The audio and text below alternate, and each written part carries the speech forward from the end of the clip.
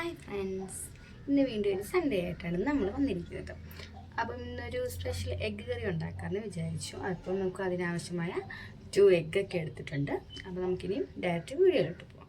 അപ്പം നമ്മൾ 2 മുട്ട നല്ല രീതിയിൽ കഴുകി ബോയിലിങ്ങിന് ആവശ്യമായ വെള്ളം ഫില്ല് ചെയ്തിട്ട് നമ്മളത് അടുപ്പിലോട്ട് വെച്ചായിരുന്നു. അപ്പോൾ മുട്ട പെട്ടെന്ന് പുഴുങ്ങി കിട്ടാൻ വേണ്ടി ഇച്ചിരി ഉപ്പ് ചേർക്കുന്നത് നല്ലതാണ്, അതുകൊണ്ടാണ് ഉപ്പൊക്കെ ഇട്ടത്. പിന്നെ നമുക്ക് ഗ്രേവിക്ക് ആവശ്യമായ സവാള, ടൊമാറ്റോ എടുത്തായിരുന്നു.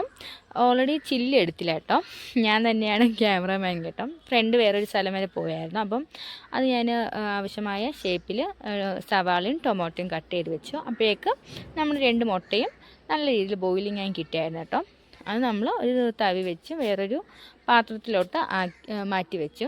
കാരണം ബാക്കിയെല്ലാം വലിയ പാത്രങ്ങളായതുകൊണ്ട് ഈ പാത്രത്തിൽ തന്നെ ഗ്രേവി അങ്ങ് പ്രിപ്പറേഷൻ ചെയ്യാമെന്ന് വിചാരിച്ചു കേട്ടോ. അതുകൊണ്ട് നല്ല രീതിയിൽ പാത്രം വാഷ് ചെയ്തിട്ട് നമ്മൾ അടുപ്പിലോട്ട് വെച്ചു. എന്നിട്ട് പാത്രം ജസ്റ്റ് ഹീറ്റായി വന്നപ്പോഴേക്കും അതിലോട്ട് ആവശ്യമായ സൺഫ്ലവർ ഓയിൽ നമ്മൾ ആഡാക്കിയായിരുന്നു.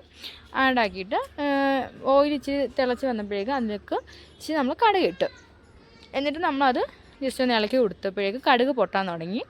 കടുക് പൊട്ടി വന്നപ്പോഴേക്കും നമുക്ക് ഇച്ചിരി കറി ലീഫ് ഉണ്ടായിരുന്നു, കറി ലീഫ് ഇട്ടായിരുന്നു. കറി ലീഫ് ഇട്ടപ്പോൾ നല്ല രീതിയിൽ ഓയിൽ ഇങ്ങനെ തെറിച്ചായിരുന്നു കേട്ടോ. പിന്നെ ഓൾറെഡി നമുക്ക് കട്ട് ചെയ്ത് വെച്ചിരുന്ന സവാള അതിലോട്ട് ഇട്ടു. സവാളയും പെട്ടെന്ന് വഴറ്റി കിട്ടാൻ വേണ്ടി നമ്മൾ സാൾട്ട് മിക്സ് ചെയ്യുന്നത് നല്ലതാണ്. അതുകൊണ്ട് അത് മിക്സ് ചെയ്തിട്ട് നമ്മളത് കുറച്ച് നേരം മാറ്റി വെച്ചു, അത് വഴറ്റി കിട്ടാൻ വേണ്ടി. അപ്പോഴേക്കും നമ്മൾ മുട്ട ഇച്ചിരി തണുത്ത വെള്ളത്തിൽ ഇട്ട് വെച്ചായിരുന്നു കേട്ടോ, അപ്പോൾ ചൂട് മാറാൻ വേണ്ടി. അപ്പം ഓൾറെഡി എഗ്ഗിന് തൊലി കളയാൻ വേണ്ടി ഞാൻ ചെയ്യാമെന്ന് വിചാരിച്ചു. തൊലി കളഞ്ഞുകൊണ്ടിരുന്നു. പണ്ട് ഞാൻ വീട്ടിൽ മുട്ടയെ തൊലി കളയുമ്പോൾ ഫുള്ള് മുട്ടയും ഡാമേജ് ആയിരുന്നു. പക്ഷേ ഇപ്പോൾ അതങ്ങനെയൊന്നുമില്ല, ഞാനത് പഠിച്ചെടുത്തായിരുന്നു. എന്നാലും ഒരു മുട്ട ചെറിയ രീതിയിൽ ഡാമേജ് ആയിരുന്നു. അപ്പോൾ നമ്മൾ തൊലിയൊക്കെ മാറ്റിയിട്ട് അത് വേറൊരു പാത്രത്തിലോട്ട് ആക്കി. അപ്പോൾ അതിൽ നിന്ന് നല്ല രീതിയിൽ ചൂടിങ്ങനെ പൊങ്ങുന്നത് നമുക്ക് അറിയാൻ പറ്റുന്നുണ്ടായിരുന്നു കേട്ടോ. എന്നിട്ട് അവിടെ നിന്ന് പിന്നെ നോക്കിയപ്പോഴേക്കും നമ്മൾ സവാള നല്ല രീതിയിൽ വഴറ്റി കിട്ടിയായിരുന്നു. അതിലോട്ട് നമ്മൾ ആവശ്യമായ ഓൾറെഡി ഒരു തക്കാളിയുടെ പകുതി തക്കാളി നമ്മൾ എടുത്തുള്ളൂ. തക്കാളിയും കൂടി അതിൽ മിക്സ് ചെയ്തിട്ട് നല്ല രീതിയിൽ വഴറ്റി കൊടുത്തായിരുന്നു കേട്ടോ. പിന്നെ നമുക്ക് ആവശ്യമായ മുളക് പൊടി, 1/2 സ്പൂൺ മുളക് പൊടി ഞാൻ എടുത്തുള്ളായിരുന്നു.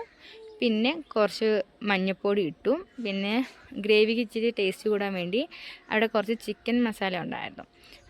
പിന്നെ ചിക്കൻ മസാല അതിൽ ഇച്ചിരി കൂടുതൽ തന്നെ ഇട്ടായിരുന്നു, ഇച്ചിരി ടേസ്റ്റ് കിട്ടട്ടെന്ന് വിചാരിച്ചു അത് ഇട്ടായിരുന്നു. എന്നിട്ട് ആ 3 ഇതും നല്ല രീതിയിൽ മിക്സ് ചെയ്ത് കൊടുത്തായിരുന്നു.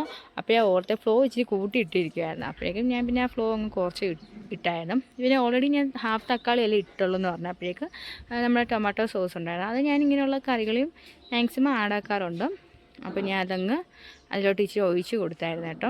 ഇച്ചിരി നല്ല ടേസ്റ്റ് കിട്ടും. അതുകൊണ്ട് അത് ഇച്ചിരി മിക്സ് ചെയ്ത് കൊടുത്ത് അതും നല്ല രീതിയിൽ ആ ഗ്രേവിയിൽ മിക്സ് ആക്കിയിട്ട് നമുക്ക് കുറച്ച് ഗ്രേവി വേണമല്ലോ. എനിക്ക് ഓൾറെഡി ഇച്ചിരി ഗ്രേവിയോടെ ഞാൻ ഫുഡ് കഴിക്കാറുള്ളൂ. അപ്പം നമുക്ക് 1/2 ഗ്ലാസ് നോർമൽ വാട്ടർ അതിലോട്ട് മിക്സ് ചെയ്ത് കൊടുത്തിട്ട് ഒന്ന് നല്ല രീതിയിൽ ഇളക്കി കൊടുത്തായിരുന്നു.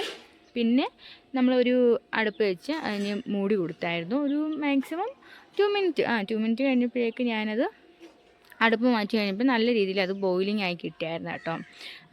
അപ്പോൾ ബോയിലിംഗ് ആയി കിട്ടിയപ്പോഴേക്കും നമ്മൾ ഓൾറെഡി മാറ്റി വെച്ചിരുന്ന 2 എഗ്ഗ് ഉണ്ടല്ലോ, എഗ്ഗ് നമ്മൾ അതിലോട്ട് ഇട്ടായിരുന്നു. ഞാൻ ഓൾറെഡി വീട്ടിലേക്ക് ഇങ്ങനെ എഗ്ഗ് കറി ചെയ്യാറൊക്കെ ഉണ്ടായിരുന്നു കേട്ടോ. അപ്പോൾ പിന്നെ ഞാൻ അതിലോട്ട് എഗ്ഗ് ഇട്ടിട്ട് കുറച്ച് ഗ്രേവി എടുത്ത് നമ്മൾ എഗ്ഗിലോട്ടൊക്കെ അങ്ങ് മിക്സ് ചെയ്ത് കേട്ടോ. ഓൾറെഡി ഇവിടുത്തെ മസാല കാര്യങ്ങളൊന്നും അങ്ങനെ കറിക്ക് പിടിക്കാറില്ല.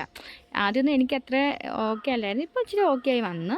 പിന്നെ നമ്മൾ രാവിലത്തെ ബ്രേക്ക്ഫാസ്റ്റിന് ദോശയായിരുന്നു കേട്ടോ, ഗോതമ്പ് ദോശയായിരുന്നു. നമ്മളതിൽ 2 ദോശ എടുത്ത് ഒരു എഗ്ഗ് എടുത്തിട്ട് നമുക്ക് ആവശ്യമായ ഗ്രേവിയൊക്കെ ദോശയിൽ വെച്ചായിരുന്നു. എന്നിട്ട് ഗോതമ്പ് ദോശയോട് അത്ര ഇൻട്രസ്റ്റ് ഇല്ല, പക്ഷെ ഞാൻ ഓക്കെ ഇവിടെ അഡ്ജസ്റ്റ് ചെയ്താലേ പറ്റും എന്ന് വെച്ചിട്ട് ആ ഗോതമ്പ് ദോശയിൽ നിന്ന് കുറച്ച്